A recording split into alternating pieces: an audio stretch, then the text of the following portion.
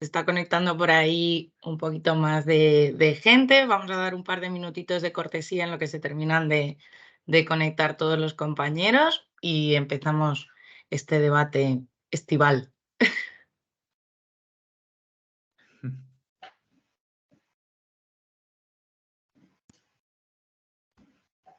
Tenemos ya la grabación en curso. En principio se oye y se ve bien.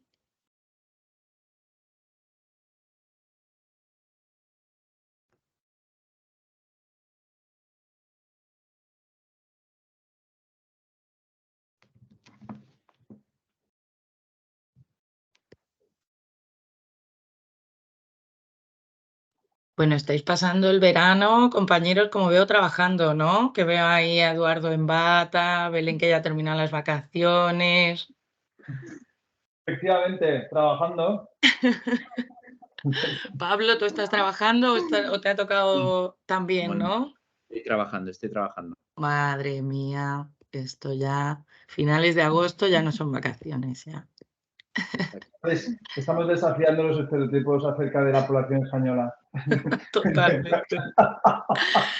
Buenas tardes, Amanda. Hola.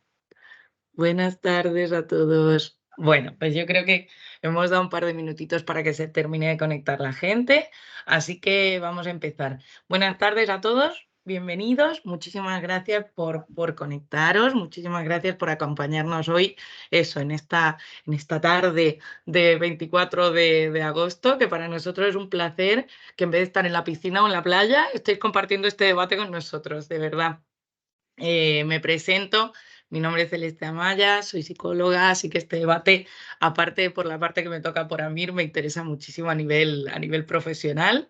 Y bueno, pues me han puesto en las manos este pequeño proyecto de AMIR, que es AMIR Higher Education, en el que acompañamos a los estudiantes pues, en esa fase de posgrado y de formación continua, una vez que ya han terminado su especialidad, han pasado, sabéis que AMIR pues tradicionalmente se dedica a la formación sanitaria especializada, a preparar los exámenes MIR y bueno, nuestra intención cuando han ido pasando los años ha sido pues acompañar a nuestros estudiantes cada vez más allá en su carrera y en esta parte de Higher Education pues hacemos eso, pues acompañarlos en su posgrado, en su formación continua, en la actualización que necesitan para dar ya pues sus últimos pasos de incursión profesional.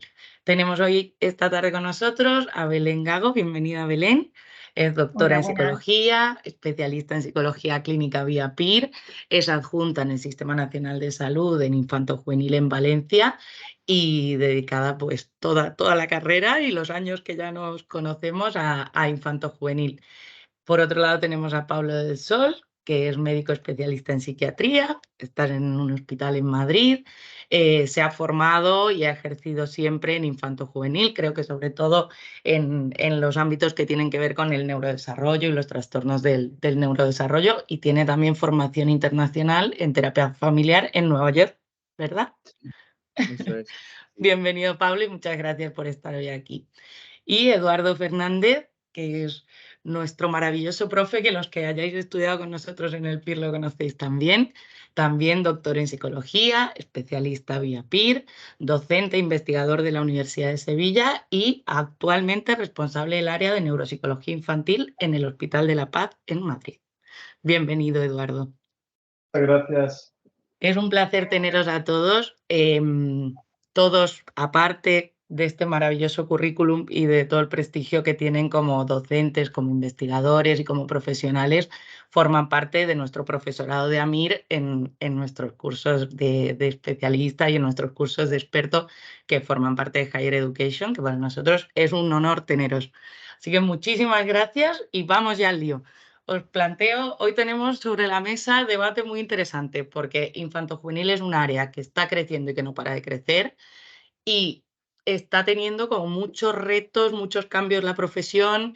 Justamente esa demanda pues ha cambiado todo lo que es el perfil formativo y profesional que tiene que tener un psicólogo o un psiquiatra que se quiera dedicar a esta población. Así que os planteo como primera pregunta. El ejercicio profesional, que es lo que más nos interesa a los estudiantes, siempre nos da mucha curiosidad el después qué, cuando llegue al hospital, qué, o cuando llegue a la consulta, qué. Entonces, contarme cómo veis vosotros convivencia entre los distintos enfoques que hay, abordajes clínicos, teorías, maneras de abordar, digamos, al paciente desde la psicología y la psiquiatría, cómo se vive eso en el día a día y, lo más importante, cómo se vive el trabajo multidisciplinar entre psicólogos, psiquiatras, neurólogos, todos los que os dedicáis al final a la población. Así que os doy paso, Belén, luego vamos con Pablo y luego con Eduardo. Muy bien.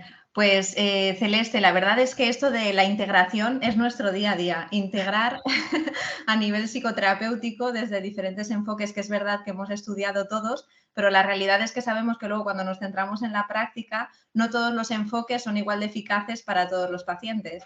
De manera que de alguna manera necesitamos, al menos yo, en el enfoque en el que trabajo, ¿no? Como una formación muy ecléctica y mucha técnica, pero basada en el eclecticismo. Es decir, lo primero que hacemos en nuestro ejercicio profesional, porque además dentro de todo el campo que tiene que ver con abordar familias en infanto-juvenil y adolescentes y niños, ¿no? Pues es continuamente mucha heterogeneidad de trastornos, mucha heterogeneidad de dinámicas familiares, mucha heterogeneidad de perfiles en los niños y en los adolescentes, y esto nos supone mucha flexibilidad, a mí al menos como psicoterapeuta. Y por otra parte, desde luego, o sea, es verdad que sabemos que el enfoque de trabajo en red es fundamental, yo creo, dentro del campo de la salud mental a todos los niveles, pero sin duda, si hay un espacio en el que es fundamental el trabajo en red, es con los niños y con los adolescentes. Yo en este momento llevo ya 7 meses trabajando en un proyecto innovador que se ha hecho aquí en Generalitat Valenciana de atención domiciliaria. Y desde luego, o sea, si tenía claro esta perspectiva, es que ahora la tengo aún más clara, ¿no? Lo flexibles que tenemos que ser como psicoterapeutas y la capacidad de gestión que tenemos que tener, no solo en nuestro trabajo individual como terapeuta, sino también en el trabajo con los compañeros de diferentes perfiles profesionales. Totalmente, totalmente. Pablo, cuéntanos tu experiencia con los enfoques y con el trabajo multidisciplinar, además desde tu perspectiva de la medicina y la psiquiatría. Yo creo que estoy completamente de acuerdo con Belén, ¿no? Que al final lo que quizás muchas veces desde el paso de ser estudiante a ejercer, ¿no? Y enfrentarte a lo que es un paciente, muchas veces al principio como que necesitas esa seguridad de la teoría y como que de alguna manera tratas, ¿no? De aplicar el modelo y como que poco a poco yo creo que la experiencia te va demostrando que hay que cada vez ser menos rígido y que lo que tienes que ir adaptándote es tú al paciente que tienes delante y más en infanto-juvenil, que muchas veces si ya en el paciente adulto aplicarle tu forma de trabajar no va a funcionar, en infantil que es el paciente que no está solo, sino que está dentro de una familia, dentro de unos recursos, dentro de una sociedad y un sistema educativo, o trabajas con todos, ¿no? O sea, los que tienen que ser multidisciplinares somos los tratantes, pero también el mundo donde vive el niño es multidisciplinar y es muy importante. Entonces, es verdad que yo me quedo un poco con eso, ¿no? Con la necesidad de que tengamos claro que hay que trabajar en red. Yo cuando he trabajado en centro de salud mental y para mí era fundamental el equipo de psicología, el equipo de enfermería de salud mental, trabajo social y ahora trabajo en una planta, una unidad de agudos de adolescentes y es verdad que lo mismo, no concibo sin el trabajo de psicología o incluso el terapeuta ocupacional, que es un poco a veces el gran olvidado en la salud mental y que es fundamental aprender desde este oleaje de salud mental infanto-juvenil, el trabajar en la parte sana, no solo la enferma, ¿no? Que también está ahí muy, muy, muy presente. Yo, vamos, en mi día a día absolutamente creo que es importante tener un enfoque abierto y bueno, ser flexible, ¿no? Ante lo que te encuentres porque yo creo que es el primer paso para acercarte a un niño, ¿no? El ir con una mirada abierta, ¿no? Y sin prejuicios de ver e ir viendo según las necesidades que vayan trayendo. Me quedo con ese punto muy interesante de que, claro, al final el niño tiene un contexto muchísimo más grande y no es solamente la multidisciplinariedad dentro del lugar donde lo tratamos, sino con todo, entiendo que con la familia, con su cole, con todo lo que tiene alrededor, claro. Belén lo ha dicho, ¿no? O sea, al final tradicionalmente el paciente viene al centro y ahora cada vez hay más programas domiciliarios, hay más programas educativos, hay más programas comunitarios, ¿no? No salir de este hospitalismo como más tradicional e insertarnos en la comunidad.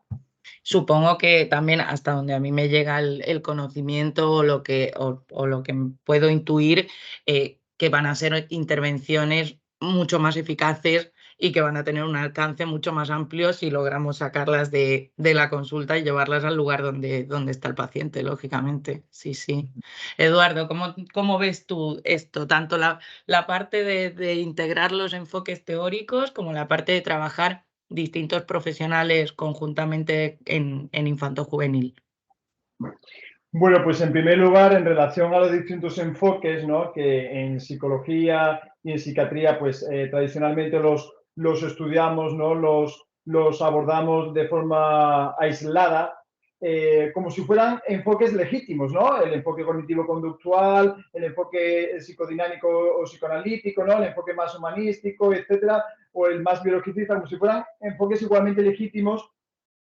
Habría que enfatizar que el enfoque más legítimo y el que más está interiorizado en la práctica profesional de la mayoría de profesionales y de las distintas disciplinas es el enfoque integrador. O sea, cuando se hacen encuestas a profesionales de la salud mental, indican que en su praxis clínica habitual es el enfoque integrador el que utilizan. Digamos que sería el enfoque más privilegiado y, por lo tanto, el más legítimo de todos, ¿no? Y lo que comentaba Belén antes, ¿no? Cuando estudias los distintos grados de recomendación para cada uno de los trastornos psicológicos, pues hay una serie de tratamientos, de programas que, bueno, que la mayoría sí que han formado parte de la segunda y la tercera ola del movimiento cognitivo-conductual, pero sí que es verdad que otros enfoques que también se están adhiriendo a los estándares de la investigación, como es el psicodinámico, ¿no? Las terapias basadas en la mentalización,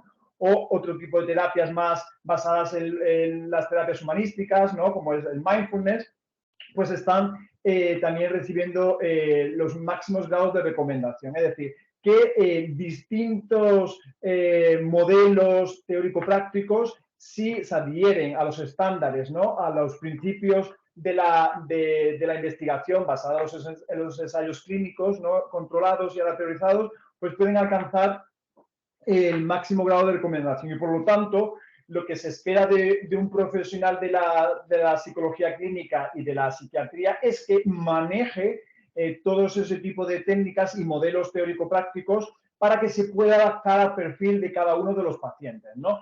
Entonces, en ese sentido, es fundamental también enfatizar que aparte del manejo de la técnica, que eso a un profesional novel le da muchísima seguridad, que lo que fundamentalmente contribuye a la efectividad terapéutica son los factores comunes. Es decir, esas habilidades que tiene la profesional y el profesional, ¿no? De empatía, de validación, de escucha activa, ¿no? De no juicio, ¿no? Esa actitud del principiante, ¿no? De no juzgar, de que cada caso te parezca totalmente novedoso y distinto, ¿no? Que no suene, un caso más de distimia, ¿no? Un caso más de depresión. No, cada caso es totalmente distinto. Pues ese tipo de habilidades de la profesional y del profesional son los que realmente contribuyen a la eficacia terapéutica. Entonces, está muy bien el énfasis en la técnica de los distintos modelos teórico-prácticos, pero lo que es fundamental es buenas habilidades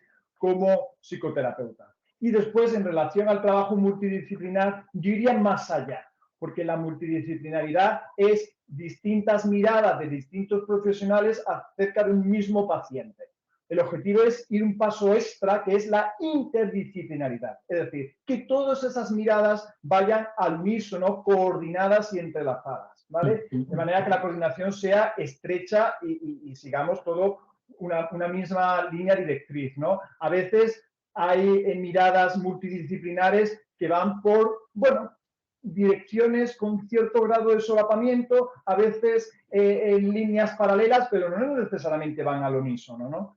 Entonces, la interdisciplinariedad entre las distintas especialidades de las ciencias de la salud y, por supuesto, desde los otros ámbitos, desde lo educativo, desde los servicios sociales, etcétera, ¿no? O sea, que la interdisciplinariedad, como comentaba Belén, también con la mirada de la red, ¿no? De la red extensa de la comunidad. Creo que has dado en el clavo con esto último, porque es verdad que no es lo mismo trabajar al ladito que trabajar conjuntamente, no es lo mismo. Además que entiendo que trabajando con esa perspectiva de uno al lado del otro, pero cada uno desde su punto de vista, al final fragmentas al paciente cuando la realidad no es esa. Evidentemente no tienes un paciente fragmentado. Supongo que todos estos enfoques nuevos que tienden a eso, pues justo a lo biopsicosocial, ¿no? Es decir, pues trabajamos todo de manera conjunta. Me alegra escuchar eso, me alegra escuchar que es así y que eso está pasando, porque creo que muchos estudiantes cuando afrontan el formarse para ejercer la profesión, a veces tienen a lo mejor un poquito de miedo de que eso, de que la realidad vaya a ser un trabajo más fragmentado, más separado, pero me alegra saber que no, que realmente está ocurriendo esta interdisciplinariedad, que está ocurriendo esta colaboración y que no hay rencores ni problemas dentro de la profesión, que eso es toda una alegría. Por otro lado, para seguir con la profesión, os voy a plantear la siguiente pregunta. Como os decía al principio, hay una gran demanda, está creciendo cada vez más. Llevamos unos años en los que empezamos a tratar a los niños antes, en los que la demanda se produce antes. Entonces, ¿cómo afrontamos esto? O sea, ¿cómo afrontamos este cambio? ¿Cómo veis estos retos nuevos de la profesión? Y luego estas cosas que están pasando derivadas de este incremento de la demanda, como por ejemplo las nuevas especialidades. Tenemos ya la especialidad MIR de infanto-juvenil aquí ya y la de psicología pues parece que se ve venir por ahí, ¿no? Belén. Sí, mira, de cara a lo primero que comentas, que esto es verdad, ¿no? Todo este aumento de la prevalencia y de la gravedad también de los cuadros clínicos que estamos viendo en la infancia y la adolescencia, desde luego, a mí lo primero que se me ocurre es el aumento de los recursos, ¿no? Es decir, es verdad que, sobre todo los que trabajamos en el contexto de la sanidad pública, al menos lo que hemos visto en estos últimos años, ¿no? Sobre todo después de la pandemia, pues es que no hemos podido abarcar, ¿no? Las consultas de las unidades de salud mental infanto-juveniles que estábamos acostumbrados a poder dar una frecuentación pues, de un mes a nuestros pacientes, ¿no? De repente nos hemos encontrado en que esto era imposible y que además nos encontrábamos con casos muchísimo más graves. Lo mismo en las urgencias de pediatría, lo mismo, ¿no? En todos los abandonos que ha habido a nivel terapéutico y que han generado, en cierto modo, ¿no? Todo el abordaje domiciliario y comunitario que comentábamos antes. Entonces, en ese sentido, yo creo que sí se ha hecho un esfuerzo a nivel global en nuestro país por dotar de recursos, ¿no? Y es verdad que recogiendo un poquito todo lo que ha pasado en el 2022, es que al final prácticamente todas las comunidades autónomas han ido dotando de recursos en infanto-juvenil, porque además infanto-juvenil dentro de la red de salud mental española siempre ha sido como la hermanita pequeña, ¿no? Y nunca mejor dicho. Así que estamos muy contentos de que yo, de hecho, ¿no? En mi trabajo actual esto es parte, ¿no? de este refuerzo en recursos. Lo que ocurre es que es verdad que también en la medida en la que la demanda sigue aumentando, ¿no? O que el aumento de esos recursos no está siendo suficiente, pues obviamente no nos vamos a cansar de decir, ¿no? que seguimos necesitando más, ¿no? Y porque además hay una cosa importante, a mí, si hay algo que me encanta de la profesión que tengo en este momento, es que me parece importantísima la infancia y la adolescencia. O sea, creo que nuestro trabajo como psicoterapeutas y como clínicos y tratantes ahí es fundamental y lo estamos viendo en la adolescencia. O sea, estamos viendo estados mentales de alto riesgo, estamos viendo adolescentes que empiezan a debutar de una manera severa en cuadros clínicos que luego, si no podemos dar esos recursos a tiempo, se van a convertir en cuadros crónicos, en adultos que de alguna manera también van a generar, ¿no? pues una demanda de recursos para todos, ¿no? Entonces, a mí me parece fundamental el poder actuar en estas etapas tempranas. Nos pasa con el TEA, ¿no? Sabemos que cuanto antes actuamos, mejor se diagnostica y nos pasa con todo, ¿no? Entonces, yo creo que en este sentido esto es fundamental y que, al menos tal y como yo lo veo, esto viene sobre todo por dos aspectos que tú misma has comentado. Lo primero, la dotación de recursos, sobre todo a nivel público me estoy refiriendo, ¿no? El que la salud mental en nuestro país pueda estar bien atendida, ¿no? Y por otra parte, el tener especialistas, o sea, especialistas infanto-juveniles, ¿no? Yo creo que esto es un esfuerzo que se está haciendo, creo que todos los que trabajamos en infantil estamos absolutamente convencidos de que esta especialidad, o sea, es absolutamente necesaria y que tiene un lugar, o sea, sabemos que los conocimientos que necesitamos para tratar a un niño, una adolescente y a su familia obviamente, no solo en farmacología, sino también en psicoterapia, no tienen que ver, ¿no? La investigación, todo, no tiene que ver con lo que luego pasa en la edad adulta, las etiquetas diagnósticas, o sea, tantas cosas que es que son tan diferentes que desde luego, o sea, justificar esto es casi, o sea, es que es digamos, una cosa que no tiene lugar que para pasar. los que trabajamos ahí, ¿no? Pero sin embargo encontramos que hay limitaciones, encontramos que hay dificultades y por eso creo que por parte de todos los profesionales que estamos en la red de salud mental infanto-juvenil necesitamos como que poder dar voz, ¿no? a todo eso, porque está clarísimo además que necesitamos estar bien formados. Yo, bueno, esto es parte, ¿no? de lo que ha determinado también mi carrera profesional, quiero decir, desde el inicio, y todavía sigo aprendiendo y todavía me falta mucho por descubrir, ¿no? Entonces, todavía pues seguimos estudiando y es porque esto es un campo muy amplio, ¿no? Totalmente, totalmente. Además, yo creo que es una carrera para toda la vida. Vosotros lo sabéis, el seguir formándose y actualizándose, pero desde luego que el hecho de que tenga su espacio propio, lo infanto-juvenil y separado de adultos, creo que es algo en lo que estamos todos de acuerdo. Pablo, ¿tú cómo ves estos retos nuevos de la profesión? Pues yo creo que estamos en un momento bastante duro, ¿no? Para los profesionales, porque el post-COVID ha sido difícil, pero creo que ¿no? Ante una situación difícil salen oportunidades nuevas y creo que España se ha puesto las pilas en darle un lugar y, como dices, ¿no? La cantidad de contratos públicos a raíz de 2022 que creció mucho y sale la nueva especialidad. Y realmente yo estoy pudiendo participar en el plan formativo del residente infantil porque mi hospital tiene uno.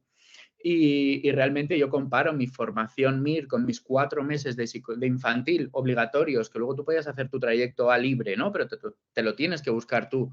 Y la verdad que para empezar a ampliar a 5 años ya la formación de la residencia y dedicar un espacio a las patologías específicas, ¿no? Que hayan rotaciones monográficas, que haya una rotación obligatoria de hospital de día decente, de unos 6 meses mínimo. O sea, sí que parece que era necesario y que realmente no son adultitos pequeños los niños, ¿no? Es que tienen unas necesidades tan distintas y tienen un enfoque tan diferente que había que darles ese espacio distinto, ¿no? Y entenderles no solo clínicamente, sino evolutivamente. La psiquiatría perinatal, yo creo, toda la psicopatología perinatal está creciendo a pasos agigantados. Cada vez hay más, ¿no? En mi hospital, cada vez hay más relación con la UCI neonatal, cada vez hay más interconsultas de ginecología, cada vez se entiende más lo potencialmente traumático de una experiencia de un parto complicado. Y es verdad que ojalá, ¿no? Nos podamos acercar en un futuro a hacer una prevención primaria. Y es verdad que lo decía Belén, ¿no? Como que al final de todo esto, esta avalancha de que antes podíamos permitirnos una intervención cada 3 semanas, 5 semanas y que ahora mismo hubo una época de saturación de los centros de salud mental, que seguimos ahí, nos hace, yo siempre pienso que la especialidad de psiquiatría y la psicología son ciencias de la salud, pero que van muy a la par con los avances de la sociedad. Y en parte somos unos privilegiados de poder entender cuáles son las necesidades de la sociedad. No la sociedad enferma, sino creo que toda la crisis que está viviendo ahora la sociedad adolescente tiene que ver con cómo está la sociedad hoy en día, las redes sociales, la inmediatez, la exigencia, el síndrome del impostor, que parece que nos lo decimos a nosotros, pero es que estos niños están creciendo con eso. Y es verdad que no solo hay que tener una mirada en las consultas, sino que hay que estar también un poco atento a cómo va el mundo para entender cómo están estos niños, ¿no? Por eso, de alguna manera, hay que formarse, pero también hay que vivir, ¿no? Y entender un poco cómo está el mundo para poder conectar, ¿no? Como decía Eduardo, decir, oye, ¿qué le pasa a esta persona que me está contando esto? ¿Puedo caer en intentar codificarla en el FIE o puedo intentar entender y meterme y sumergirme en su historia y en su narrativa y hacer una mirada un poquito más holística, ¿no? Y es verdad que estamos en un momento, bueno, complicado porque exige mucho, ¿no? Y a la vez hay bastante burnout en toda la población sanitaria y eso no nos tiene que hacer como desalentarnos, ¿no? Si al revés, es una oportunidad de aprovechar todo este crecimiento, la cantidad de programas ambulatorias intensivas que están dándose, la cantidad de recursos, ¿no? Yo creo que se están dando cuenta de que la solución no son plantas, sino hospitales de día, y volver un poco, ¿no? A ese enfoque desde el mundo, ¿no? No tratar el síntoma. Es verdad que, bueno, mi experiencia ahora en el día a día desde una unidad de adolescentes en agudo es que me dedico más tiempo a trabajar la parte sana del adolescente porque la del síntoma ya está absolutamente identificada, ¿no? Y no sé, creo que de alguna manera estamos en un momento de la profesión bonita porque está creciendo, ¿no? Una necesidad que tanta gente lleva luchando por una especialidad aparte y que llega en un momento bastante acertado, parece. Yo creo que tal cual como lo dices tú, que es un momento, esos momentos de inflexión, ¿no? En los que crece muchísimo la demanda y todavía no somos capaces, pero justamente por eso estos programas, por ejemplo, que venimos desarrollando en Amir Higher Education, pues justamente van ahí, van a responder y a decir, oye, ¿qué necesitamos? Pues como decía Belén, necesitamos profesionales, necesitamos gente formada. Y como decías tú, pues no en adultos pequeños, que no lo son, necesitamos gente que tenga formación específica y que entienda ese mundo de lo infantojuvenil. ¿Cómo vives tú todo esto, Eduardo? ¿Cómo lo ves? Pues fíjate que seguiría el hilo de lo que comentaba Pablo, ¿no? Que somos profesiones, la psicología clínica y la psiquiatría, muy privilegiadas como termómetro de la dinámica social, ¿no? Somos termómetros. ¿Por qué? Porque a nivel corporativista nos viene genial la pandemia, ¿no? Nos ha venido genial la pandemia porque, wow, qué explosión, qué avalancha de demanda de lo infantojuvenil, ¿no? Pero sí que es verdad que es como un chivo expiatorio.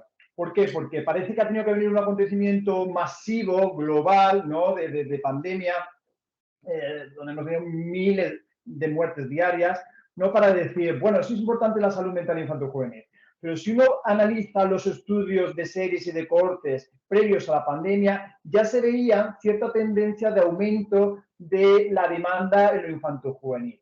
O sea, que la pandemia ha sido como el disparador ya, ¿no? El precipitante. ¿Eso qué quiere decir? Que, como decía Belén, la importancia de la red. Algo está pasando en nuestra red en variables estructurales a nivel social que tiene que ver con la precariedad laboral, con la necesidad de duplicar trabajos para tener un salario digno, ¿no? Con el concepto novedoso de trabajadores pobres, ¿no? Tenemos que apelar a ese tipo de variables más estructurales para entender por qué ahora hay esta avalancha de demanda, ¿no? Desde la salud mental infantil-juvenil, ¿no? Y es que es muy interesante escuchar la narrativa de estos chicos y chicas y te dicen es que el tiempo que pasan con sus padres, ¿no? Sus padres con estas interminables horas de trabajo es mínimo, ¿no? Hasta el punto de que te dicen muchas veces, pues en vacaciones estamos mejor, porque ya estamos todos, ¿no? Dices tú, fíjate que en vacaciones antes era como periodos de crisis, ¿no? Donde había mayor convivencia. No, aquí no, es como un periodo que echábamos de menos, que eso no existía antes durante todo el año. Entonces, apelar a variables estructurales como para entender qué está pasando, ¿no? ¿Qué está pasando? También es verdad que la pandemia y esta avalancha ha hecho que hemos conseguido algo que era imposible, ¿no? de anticipar en el pasado, que es el tabú. Se ha roto el tabú acerca de la salud mental. El hecho de profesionales, de personajes célebres, ¿no? que autorrevelen de una forma genuina y auténtica sus problemas de salud mental, eso ha sido fundamental.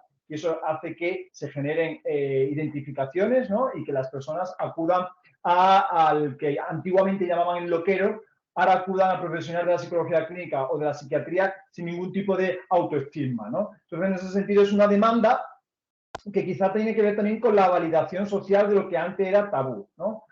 Pero que no se nos olvide que esto viene ya de largo y que la red comunitaria la estamos destrozando en ese sentido, ¿no? Ya estaba pasando, ¿no? Un poco lo que hablábamos antes de ese enfoque biopsicosocial, ¿no? Que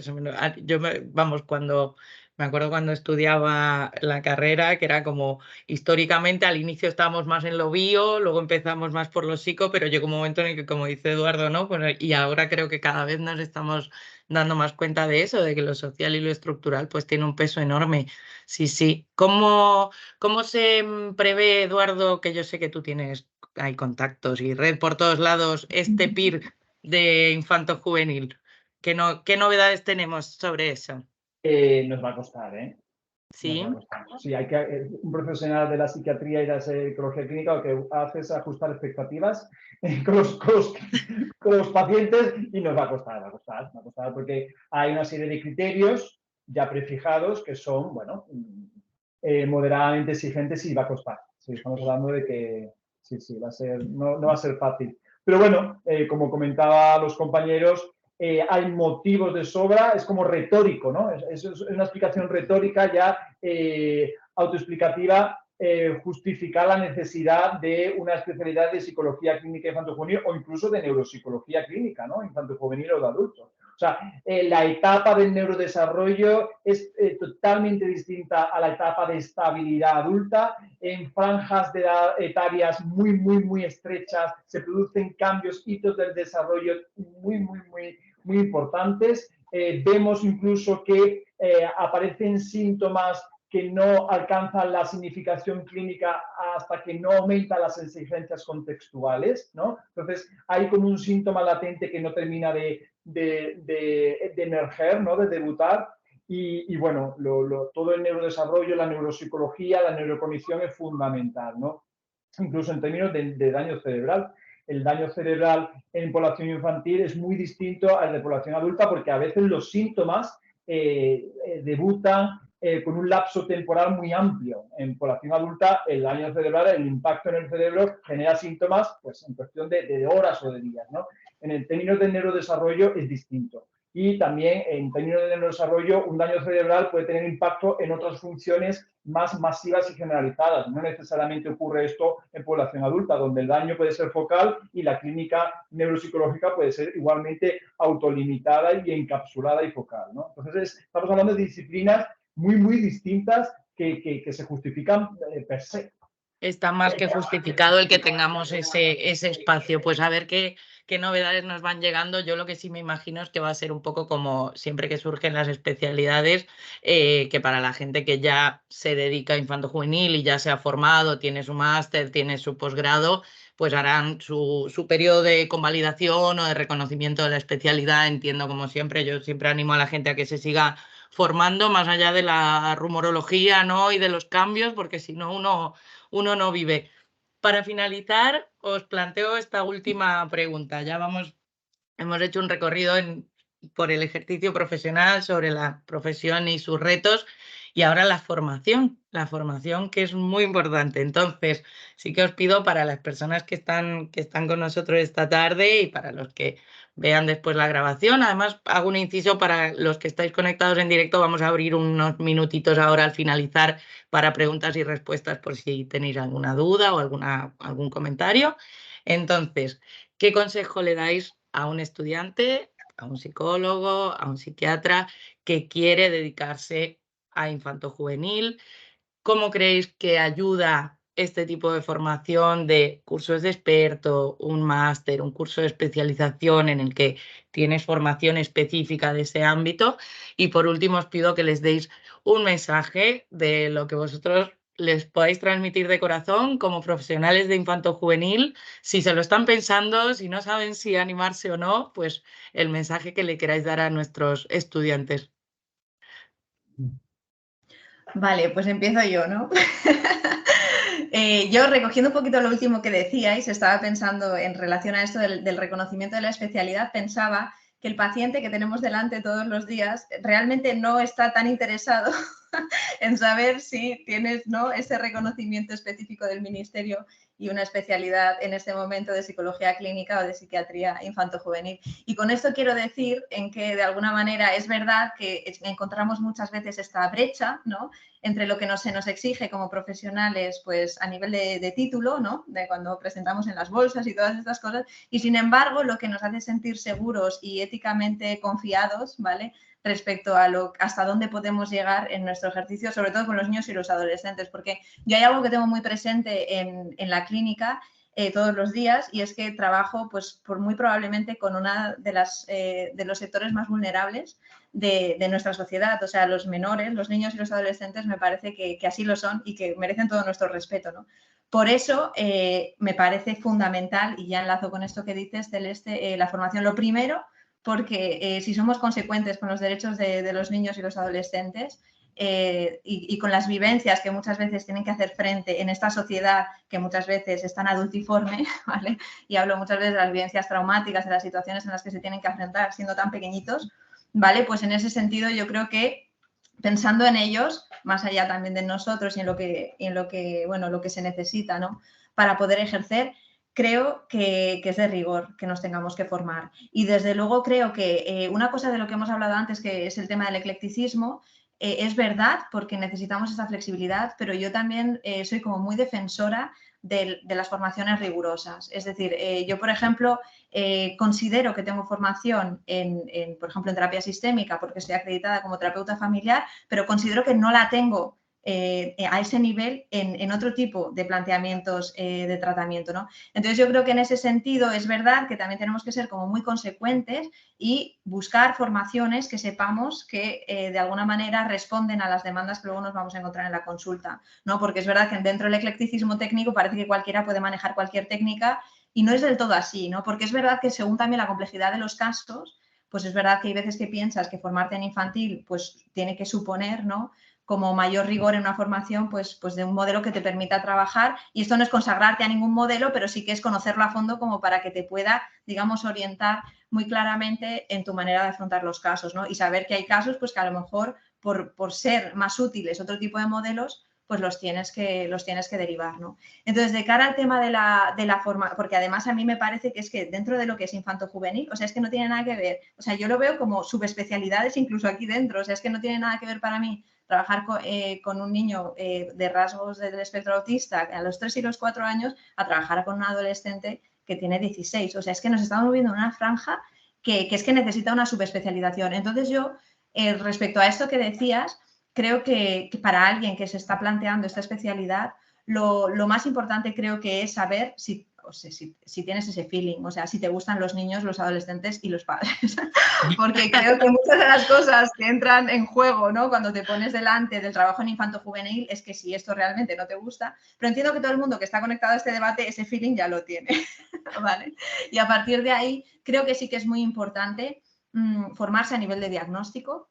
Creo que tenemos que ser muy consecuentes en no poner etiquetas diagnósticas sin tener claro un diagnóstico diferencial en una etapa en la que la estabilidad diagnóstica sabemos que es muy compleja. O sea, yo me he encontrado con niños que han sido diagnosticados con etiquetas en las que luego eso no ha tenido la estabilidad suficiente y con etiquetas que ha condicionado en muy buena parte, ¿no?, pues sus recursos en la escuela. O sea, es que somos muy importantes, o sea, como psicoterapeutas y como clínicos podemos llegar a ser muy importantes. Yo ahora que trabajo en domiciliaria, que me meto en la casa de mis pacientes, o sea, te das cuenta hasta qué punto, pues eso, tenemos un lugar también de referencia para ellos, como también necesitan muchas orientaciones y en ese sentido te están buscando también los padres desde su angustia como alguien que les pueda clarificar.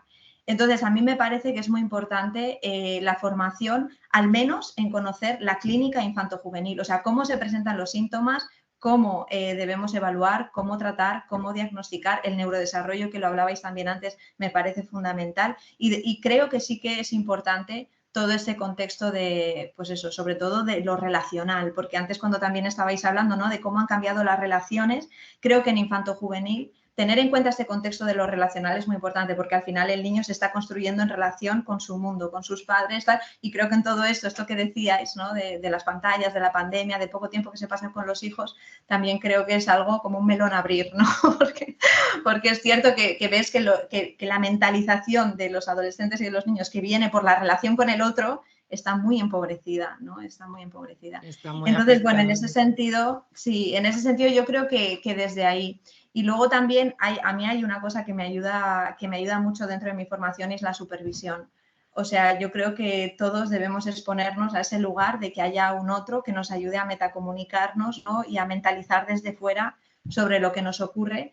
Y para mí es otro elemento fundamental en el trabajo con, bueno, no solo con infanto-juvenil, pero como psicoterapéuticas, como clínicos, creo que es fundamental la supervisión y la actualización. Y no sé si he contestado, pero más o menos por ahí. ¿Qué mensaje le das a nuestros estudiantes, aquí estas personitas que nos están acompañando un 24 de agosto? ¿Qué mensaje les dejas como Pues lo profesional de la primero, infanto-juvenil? Sí, lo primero que a mí me parece apasionante, o sea, que si eligen este camino creo que no se van a equivocar. Yo creo que los de infanto juvenil sí somos, o sea, somos súper vocacionales, creo todos. Y después, por otra parte, esto que se aproximen, o sea, que empiecen a aproximarse a conocer el mundo de los niños y los adolescentes. Parece que es como que a veces, ¿no? Cuando rotan residentes y tal, es como decir, ay, ¿cómo lo hago? ¿Cómo me acerco? ¿Cómo juego? ¿Cómo dibuja? ¿Cómo digo? Entonces, en ese sentido, a los niños hay que poder aproximarse, hay que poder acercarse y en ese sentido lo que decía antes Eduardo me parece fundamental. O sea, en realidad los niños a nivel del vínculo nos muestran muchas veces muchas más facilidades que los adultos, ¿no? Y solo tenemos que poder compartir con ellos esta visión, o sea, tener como el bajarnos de nuestro mundo adulto y querer comprender el suyo. Yo creo que con esto y con un poquito de valentía y sin miedo, ya uno se puede empezar a hacer la idea de si realmente esto de los niños le tira o no. Muchas gracias, Belén. Pablo, cuéntanos tú cómo vives todo lo que es la formación, qué consejo le darías y qué mensaje le darías a un profesional que esté planteándoselo. Hombre, Belén, yo creo que ha hecho una exposición perfecta de todo lo que conlleva, ¿no? Atender a un niño. Yo iba a hablar de la responsabilidad también, de decir, oye, estamos con niños dañados en muchos sentidos, entonces primero tenemos la responsabilidad de formarte en lo que es un niño sano y la importancia de la infancia desde la salud, y de lo que es un desarrollo sano y, y una vez que conoces todo lo relevante y lo vulnerable y lo frágil que es la infancia, también colocarte de qué responsabilidad tengo yo de cuidar la parte dañada y la parte sana, ¿no? Para acercarte. Y sí que también el tener claro, a mí me ayuda mucho a colocarme y repetirme muchas veces que la experiencia que va a tener el niño conmigo quizás es una de las pocas experiencias sanas que tiene con el otro. Y la responsabilidad de cómo es la respuesta que tú le das, cómo es lo que tu lenguaje verbal, no verbal. O sea, creo que tratar con niños hay que tener quitar el piloto automático y poner autoconciencia sobre qué parte está saliendo cuando estás con un niño pequeño, ¿no? Porque a todos en consulta un niño nos ha desafiado, a todos en consulta un niño no nos ha querido hablar en 3 sesiones, un adolescente te ha llevado al límite y tienes que ser consciente qué función hay detrás de todo eso y que es muy importante lo que tú le des. Y por eso, por un lado. Y luego, la formación creo que es fundamental porque creo que cada vez se está demostrando más que la psicología, la salud mental y la psiquiatría es una cosa muy seria y no es una cosa de la que cualquier persona pueda opinar. Y que hablar de crianza no es una cosa que pueda hablarse muy a la ligera y que hay base científica, hay años de estudio, hay una rigurosidad metódica detrás y que es muy importante tener todo eso, ¿no? Para poder, de alguna manera, reconocernos a los propios profesionales que muchas veces damos por hecho que la residencia o los másteres, bueno, ya está, ya sé, ¿no? También hay que reconocer que no todo el mundo hace un máster, no todo el mundo logra una psicología clínica, no todo el mundo, sino que hay que prestigiar también un poco todo lo que se ha conseguido, ¿no? Desde la responsabilidad de que obviamente pautar una quimioterapia, todo el mundo sabe, oh Dios mío, eso es una cosa muy seria, pero atender un mutismo o un trastorno de conducta alimentaria o unos tics, muchas veces parece que no es algo tan serio y que cualquiera de alguna manera lo puede hacer. Entonces, es verdad, creo que la formación también hay que verla desde ahí, ¿no? Tengo la responsabilidad de poder tener experiencias genuinas para ese niño y que tengo, ¿no? También la posibilidad de dañar, ¿no? Pero bueno, hablando un poco, bueno, 1 de cada 3, decía Mary Ainsworth, ¿no? Que eso también me tranquiliza mucho. ¿Qué Pero, mensaje le dejas, Pablo, a los chicos que nos están acompañando, a los alumnos que ya tenemos, que están pensando recorrer pues, este camino? un poco lo que decía Belén, que lo bueno para mí de trabajar con niños y de estar en la psiquiatría infanto-juvenil es que es una especialidad muy libre y que es muy bonito encontrar tu propio estilo como terapeuta. Y que muchas veces, ¿no? Todos hemos tenido referentes de ese adjunto me encantaba, este otro no me sentía cómodo. Y yo animo a que con las formaciones pase lo mismo. Hay formaciones más experienciales, hay formaciones mucho más narrativas, hay algunas y encontrar cómo de cómodo te sientes tú va a hacer que disfrutes mucho también del proceso terapéutico con los pacientes. Totalmente. Muchas gracias, Pablo. Eduardo, cuéntanos, ¿tú cómo vives esto de la formación? ¿Qué consejo le das a un psicólogo que está planteándose hacer infanto-juvenil? ¿Y qué consejo le dejas sobre la profesión? Bueno, pues cuando hablamos de formaciones tendríamos que hablar de formaciones regladas, ¿no? Tipo máster, tipo cualquier programa de posgrado, y también la formación no reglada. O sea, yo pongo en valor el autodidactismo, o sea, la capacidad de estar continuamente actualizándose como con la finalidad del disfrute, ¿no? De actualizarse como una actividad de goce, de disfrute en sí mismo, ¿no? Yo recuerdo a mi abuelo que me preguntaba, ¿cuándo vas a dejar de estudiar? Digo, pues el día que me muera. O sea, si te gusta algo, estás continuamente estudiando. O sea, no tienes que dedicarte simplemente a una formación reglada con 60 créditos, ¿no? Entonces, formación reglada privilegiada, sin duda alguna, la formación sanitaria especializada, en tanto en cuanto es una formación teórico-práctica real, con casos reales, con todo lo experiencial y lo vivencial que tiene esto de atender a los pacientes y a sus familiares, ¿no? También en cuanto a formación ya más de posgrado, más teórica, pues yo sí que lanzaría precisamente una lanza a favor de estos másteres, por ejemplo, de Higher Education, ¿no? Organizados por profesionales clínicos, ¿no? De la psicología clínica, de la psiquiatría.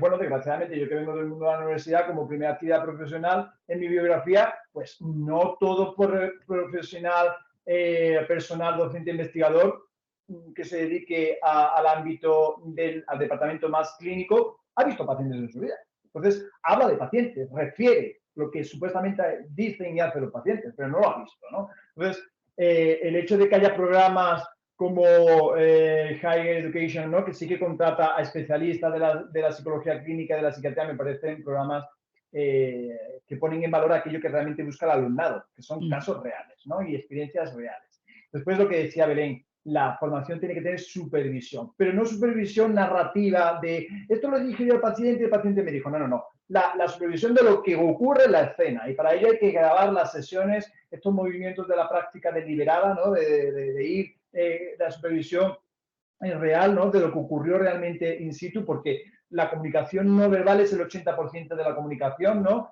Y como decía, las habilidades interpersonales profesionales es fundamental a la técnica. ¿De qué vale que en una supervisión narrativa tú digas, y apliqué una técnica de, no sé, de exposición? Sí, pero ¿cómo la aplicas?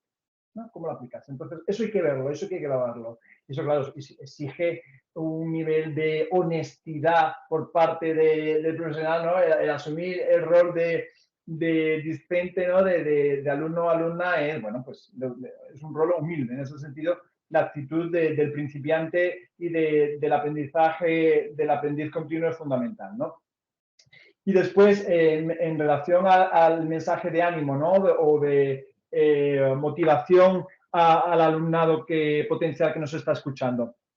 Pues a ver, hay que enamorarse de la población infanto-juvenil. Entonces, la población adulta no la vas a echar de menos si trabajas en población infanto-juvenil. Vas a trabajar con padres y madres y abuelos todos los días. O sea, nunca vas a echar de menos a los adultos. O sea, pero vas a tener todos los días en consulta. Todas las intervenciones en población infanto-juvenil siempre tienen módulos de entrenamiento parental o de trabajo con padres. Esos son el máximo grado de recomendación para las intervenciones. Siempre hay que incluir a los padres y las madres. Entonces, te tienes que enamorar de la población infantil-juvenil. Entonces, si eso no lo tienes muy claro, pues antes de meterte en esto de la formación sanitaria especializada en infantil-juvenil, pues contacta con población infantil-juvenil a través de voluntariado, algún tipo de asociación, o sea, que te guste esto, que te familiarices con este trabajo tan creativo, ¿no? Tan hermoso, o sea, yo no hay día que me aburra, o sea, es contactar continuamente con ese yo, ese niño, esa niña interior que tenemos nosotros, ¿no? Esa parte tan lúdica y tan divertida, como decía Pablo, tan creativa, ¿no? Es que es fascinante trabajar con la población infantil juvenil, incluso con los adolescentes, ¿no? Porque los adolescentes actuales pues te plantean temas que quizás tú no lo viviste, ¿no? A nivel de tu propia generación. Entonces, es una inyección de energía, de impulso la que te da esta población que no la vas a ver en población adulta ni por asomo, vamos. Te mantiene Así que- conectado ahí con la actualidad totalmente, me imagino. Total. Muchísimas Sí. gracias, os lo agradezco un montón. Para nosotros en AMIR y para mí en particular en Higher Education es un orgullo teneros como profes, teneros como docentes. Recojo lo que ha dicho Eduardo, que para mí lo más importante cuando organizamos una formación es tener profesorado que esté ejerciendo y que no solo tenga una formación sólida en el área que trata, sino que esté el día a día en la clínica y que nos podáis contar pues justamente estas cosas que nos estáis contando ahora. Invito a la gente que está conectada por ahí, si alguien tiene alguna duda, alguna pregunta, abrimos ahora unos minutitos y lo queréis poner en el chat o en la parte de preguntas y respuestas, si alguien quiere hacer algún comentario. Y recordaros pues que en AMIR tenemos, pues justamente como hablábamos antes, pues tenemos un curso de experto universitario en infanto-juvenil, tenemos un curso de especialista en neuropsicología infantil, tenemos 2 nuevas formaciones que empiezan en septiembre en toda esta parte de familiar. Vamos a tener un máster de psicoterapia integradora, otro en psicoterapia familiar sistémica.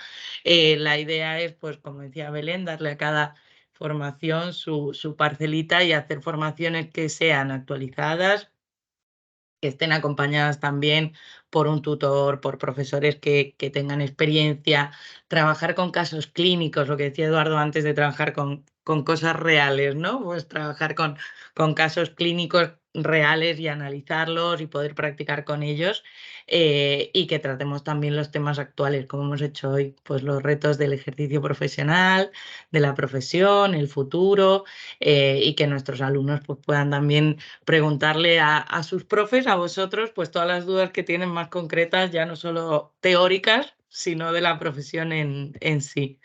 Pues no os olvidéis, si estáis interesados, de preguntar por las becas. Tenemos becas disponibles, creo que hay un descuento también por la asistencia hoy a la charla, que os agradezco un montón. Y os agradezco no solo a los que estáis por ahí conectados, sino a vosotros, a nuestros profes, Eduardo, Pablo, Belén. Muchísimas gracias. Ánimo con la vuelta al cole, con la vuelta a la carga en el trabajo. Y muchísimas gracias por haber participado hoy y nos quedamos con todo lo interesante que nos habéis contado. A mí me ha encantado. Muchas gracias. Gracias a todos. Nos vemos Muchas gracias. pronto. Gracias. Gracias. Adiós. Hasta luego, gracias.